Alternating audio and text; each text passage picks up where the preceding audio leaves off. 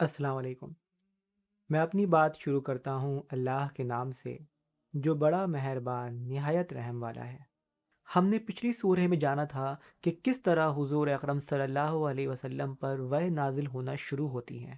وحی کا نازل ہونا حضور اکرم صلی اللہ علیہ وسلم کے لیے بہت تکلیف دہ ہوتا تھا، اس لیے وہ وحی کے ڈر سے اپنے اوپر ایک کپڑا اوڑھ لیا کرتے تھے۔ اس وقت اللہ رب العزت نے اپنے بندے پر یہ آیتیں نازل فرمائیں۔ شروع خدا کا نام لے کر جو بڑا مہربان نہایت رحم والا ہے۔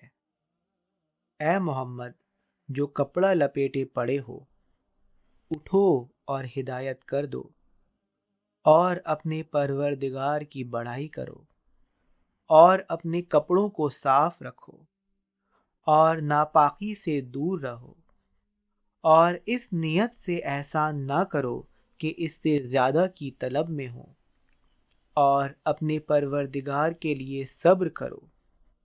جب سور پھونکا جائے گا وہ دن مشکل کا دن ہوگا، یعنی نہ ماننے والوں پر آسان نہ ہوگا۔ ہمیں اس شخص سے سمجھ لینے دو جس کو ہم نے اکیلا پیدا کیا اور زیادہ مال دیا اور ہر وقت اس کے پاس حاضر ہونے والے بیٹے دیے اور ہر طرح کے سامان میں وسعت دی۔ ابھی وہ خواہش رکھتا ہے کہ اور زیادہ دے، ایسا ہرگز نہیں ہوگا۔ یہ ہماری آیتوں کا دشمن رہا ہے، ہم اسے صعود پر چڑھائیں گے۔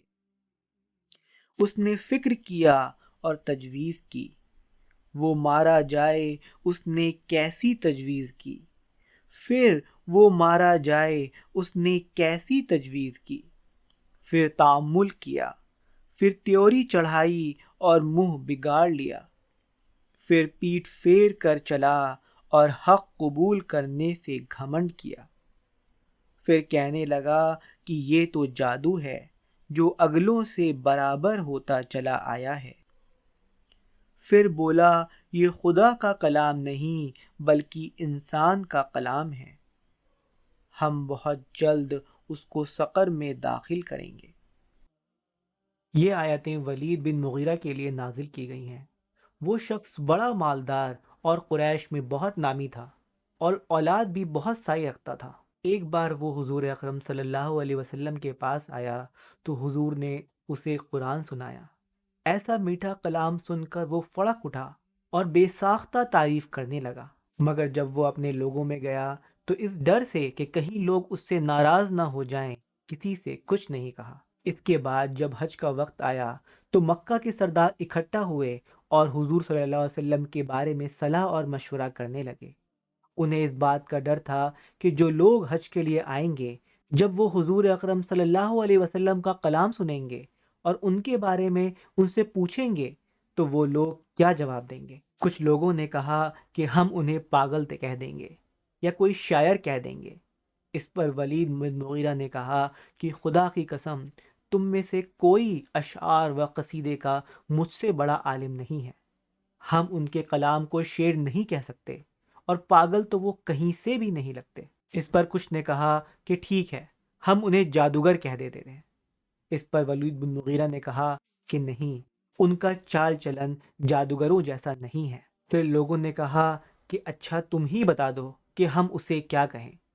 اس پر ولید بن مغیرہ نے بہت سوچا اور پھر کہا کہ دیکھو، محمد جادوگر جیسا دکھتا تو نہیں، مگر جب کوئی اس کے کلام پر ایمان لاتا ہے تو وہ اپنے آپ کو باقی مذہبوں سے الگ کر لیتا ہے۔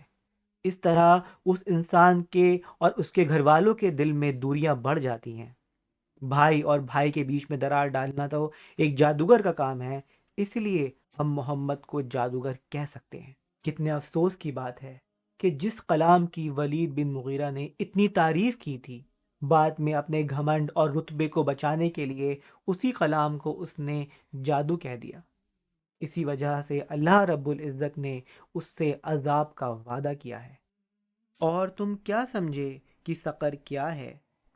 وہ آگ ہے کہ نہ باقی رکھے گی اور نہ چھوڑے گی، اور بدن کو جھلسا کر کالا کر دے گی۔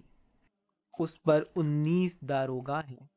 اور ہم نے دوزخ کے داروغہ فرشتے بنائے ہیں اور ان کی تعداد کو نہ ماننے والوں کی آزمائش کے لیے مقرر کیا ہے، اور اس لیے کہ کتاب والے یقین کریں اور مومنوں کا ایمان اور زیادہ ہو، اور اہل کتاب اور مومن شک نہ لائیں، اور اس لیے کہ جن لوگوں کے دلوں میں نفاق کا مرض ہے اور جو نہ ماننے والے ہیں کہیں کہ اس مثال کے بیان کرنے سے خدا کا مقصود کیا ہے۔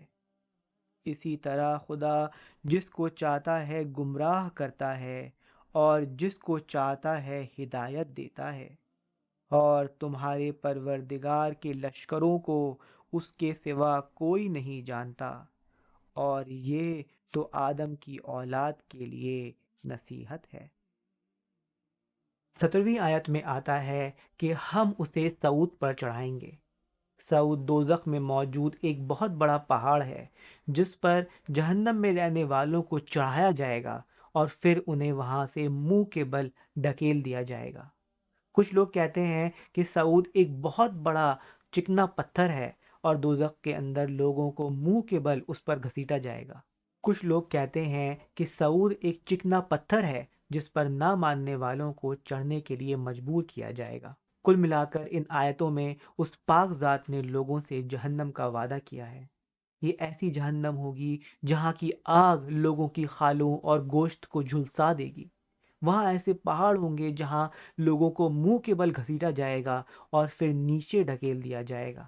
سچ مچ وہ جگہ بہت بری جگہ ہوگی، اور سچ مچ وہ انجام بہت برا انجام ہوگا۔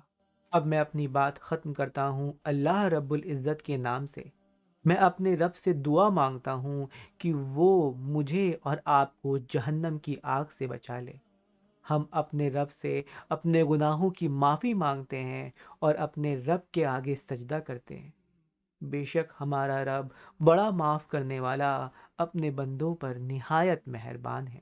اب اگلی ویڈیو میں اس سورہ کی بچی ہوئی آیتیں آپ کے سامنے لے کر آؤں گا۔ اپنا خیال رکھیے گا۔ خدا حافظ۔